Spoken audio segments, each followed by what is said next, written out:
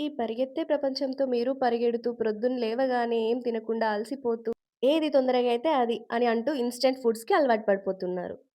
మరి మీ ఆరోగ్యం ఎలా ఉంటుందో ఆలోచిస్తున్నారా?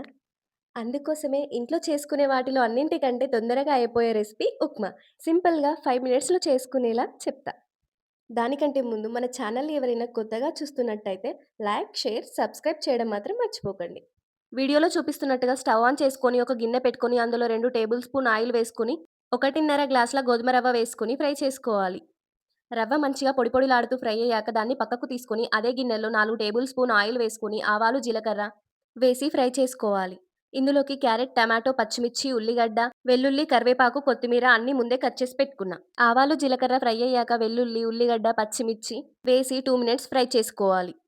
ఇవి కాస్త ఫ్రై అయ్యాక ఇందులో 2 టేబుల్ స్పూన్ పల్లీలు, 2 టేబుల్ స్పూన్ శనగపప్పు కడిగి వేసుకోవాలి.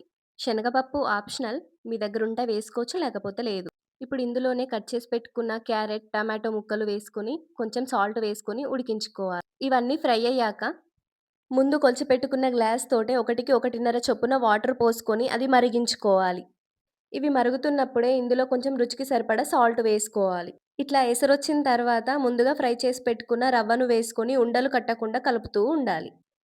రవ్వని యాడ్ చేసినప్పటి నుండి ఈ ప్రాసెస్ అంతా మంటని లో ఫ్లేమ్‌లో పెట్టే చేస్తూ ఉండాలి.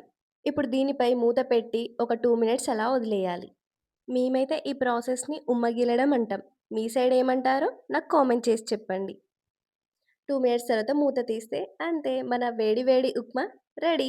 మీకు ఈ వీడియో నచ్చినట్టయితే please like, share, subscribe my channel for more videos.